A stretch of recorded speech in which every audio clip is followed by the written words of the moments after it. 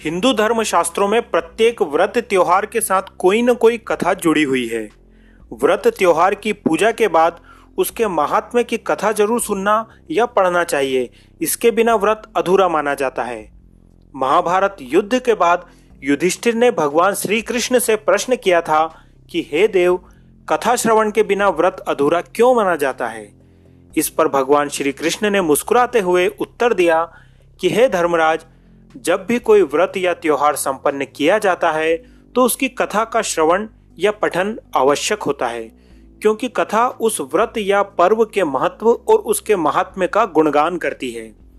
यदि किसी व्रत के संबंध में तुम्हें जानकारी ही नहीं होगी कि वह क्यों, कब और कैसे किया जाता है, तो उसके पूर्ण प्रभाव से तुम वंचित रह जाओगे। इसलिए कथा के बिना व्रत अधूरा होता है। कथा से मन पवित्र होता है और यह हमें उस व्रत के देवता से सीधे जुड़ने का अवसर प्रदान करती है। आइए सुनते हैं गुरु प्रदोष व्रत की कथा।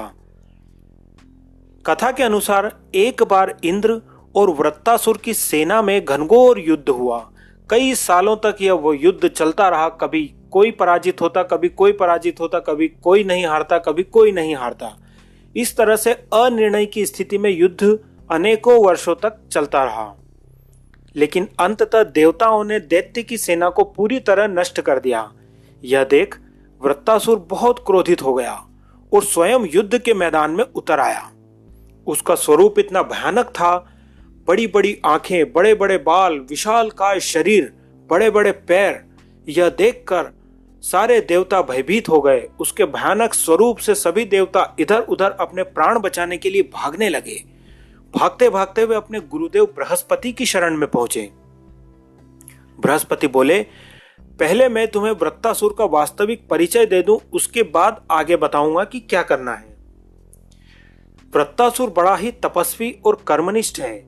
उसने गंधमादन पर्वत पर घोर तपस्या करके शिवजी को प्रसन्न किया है। पूर्व समय में वह चित्ररथ नाम का राजा था। एक बार वह अपने विमान से कैलाश पर्वत चला गया।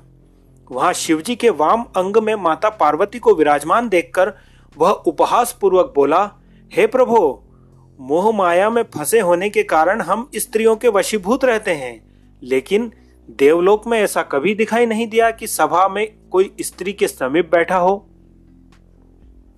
इस पर शिवजी तो सिर्फ मुस्कुरा दिए, लेकिन माता पार्वती ने क्रोधित होकर चित्ररथ से कहा, अरे दुष्ट, तूने सर्वव्यापी भगवान महेश्वर के साथ मेरा भी उपहास उड़ाया है। अतः मैं तुझे वह शिक्षा दूंगी कि फिर तू ऐसे सर्वव्यापी के उपहास का दुस्साहस कभी नहीं कर पाएगा। अब जा, तू दैत्य स्वरूप धारण कर, विमान से नीचे गिर, मैं तुझे श्राप देती हूं। जगदम्बा भवानी के अभिशाप से चित्ररथ राक्षस योनि को प्राप्त हुआ और त्वष्टा नामक ऋषि के श्रेष्ठ तप से उत्पन्न होकर वृत्तासुर बना। गुरुदेव बृहस्पति आगे बोले, वृत्तासुर बाल्यकाल से ही शिव का परम भक्त रहा है। अतः हे इंद्र, तुम बृहस्पति प्रदोष व्रत करके भगवान शंकर को प्रसन्न करो। देवराज ने गुरुदेव की आज्ञा का पालन कर बृहस्पति प्रदोष व्रत किया। गुरु प्रदोष व्रत के प्रभाव से इंद्र ने शीघ्र ही वृत्तासुर पर विजय प्राप्त कर ली और देवलोक में पुनः शांति छा गई। अतः प्रदोष व्रत हर शिव भक्त को अवश्य करना चाहिए। इसके बाद स्वयं शिवजी ने प्रकट होकर देवराज को कहा कि गुरु प्रदोष व्रत के प्रभाव से तुम वृत्तासुर नामक राक्षस का अंत करने में सफल हुए हो।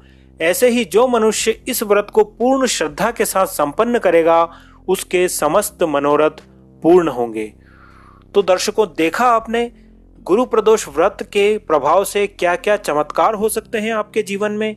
यदि आप भी ऐसा ही कुछ चाहते हैं, अपनी सारी परेशानियों से मुक्त होना चाहते हैं, उन पर विजय पाना चाहते हैं, तो गुरु प्रदोष व्रत अवश्य करें और यह कथा भी सुनें। नीचे कमेंट बॉक्स में एक बार ओम नमः शिवाय लिखना बिल्कुल ना भूलें। धन्यवाद।